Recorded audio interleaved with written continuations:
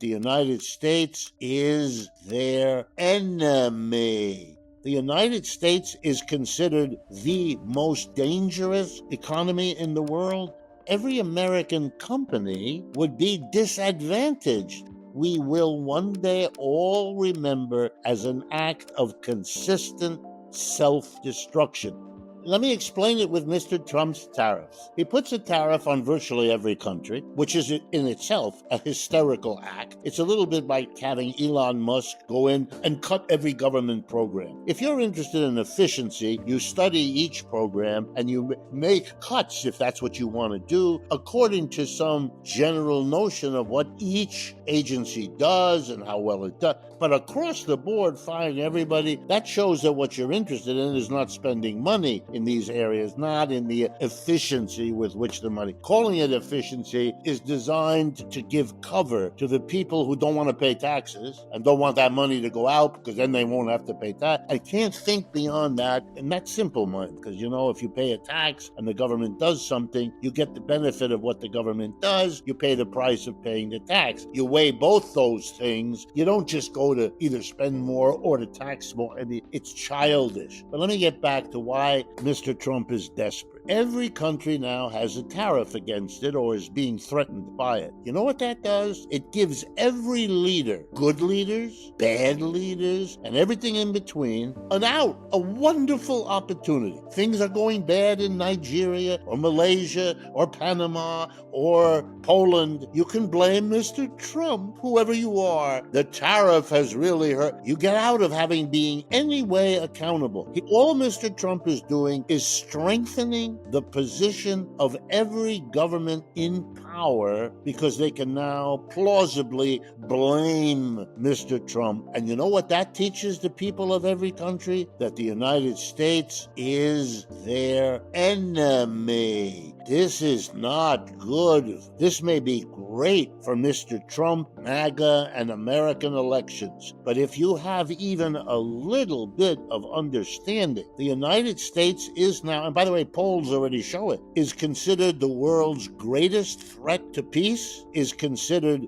the most dangerous economy in the world, and is considered a rogue state because it's sort of out of control. The leader keeps threatening everybody, acting as if he can carry a big stick with no consequences. I can assure you, even the governments that you think of as allies of the United States, France, Germany, Italy, Canada, Mexico, their number one priority now is to get out from under the threat of the United States. They're cutting deals with one another to that end. They're cutting the United States out because they don't want to be in a position where Mr. Trump can close the U.S. market to them or block them from buying something that America produces that they otherwise would buy and want. And if you think that's not going to hurt our economy, then you don't understand. We are more dependent on the world than we have ever been since we were a colony of Great Britain. To cut ourselves off now,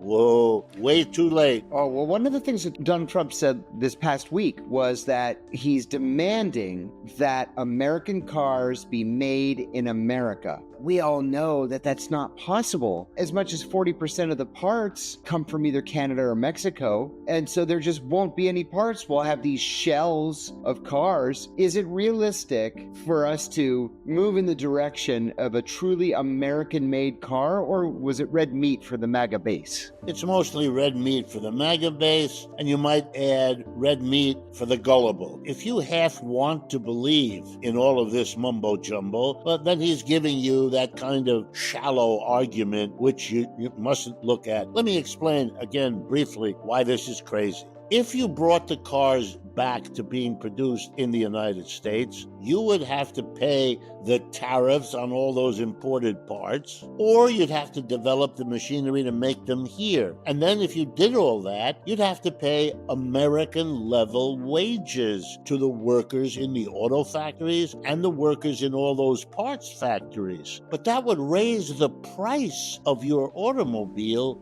many, many, many dollars above what it is now. And you know what that means? It means every American company that is competing with companies around the world would be disadvantaged because it would have to pay for cars and trucks a much higher price than their competitor in England or Italy or Nigeria or Brazil has to pay. And we already have that now. I'll give you an example. The electric car and truck. Starting 15 years ago, there was a competition among all the car companies. Who's going to develop the new generation of cars that don't burn fossil fuel but run on electricity? I mean, basically, a battery. Here we are 15 years after that competition started, and I can announce, as the whole world knows, the result. The number one success there is the Chinese, as is happening in every other area sooner or later. That's what it means to understand that the American empire is declining. That BYD is a gorgeous car, and I would buy one if I was able to. Right. Well, a few weeks ago, I was in Europe, to be particular in Paris, France. And all over the streets, parked and moving around, were BYD automobiles.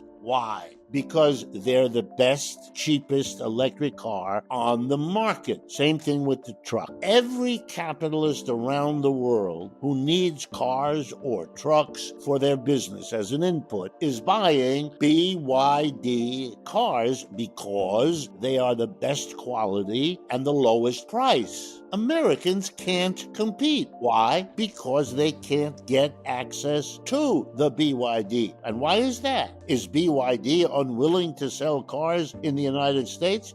Absolutely not. They have offered to do so. They are eager to add the U.S. market to the markets they already have in Asia, Africa, Latin America, and Europe. Number one selling car in Australia. Right. And Mr. Trump, in his first presidency, imposed a 27.5% tariff on Chinese electric vehicles. But now, to show you that this is not about Mr. Trump, Mr. Biden raised the tariff on BYD from 27.5% to 100%. Let me explain. If the car or the truck costs $30,000, and that's what they basically do, you would have to come up here, if you're an American, with $30,000 that go to China to pay for the truck, and another $30,000, 100%, go to Uncle Sam because you're paying the tariff. For you, the truck would cost 60 grand. So you don't buy it. You buy a lower quality electric vehicle from Ford or General Motors or Tesla. You pay $50,000 to $60,000 for it, and you buy that because that's the best you can do, but it puts you way behind your competitor around the world. So when we cut ourselves off, we are handing the competitors of the United States the ticket to defeat the Americans they compete with. And you know what that jeopardizes? U.S. jobs. So when Mr. Trump says, I'm protecting U.S. jobs, no, he's not. No, he's enacting a kind of ideological game. He's appealing to the people who don't understand. He only tells them the part that's the good news, not the bad news. And so he can mobilize the American people in what we will one day all remember as an act of consistent self-destruction. Good for Mr. Trump,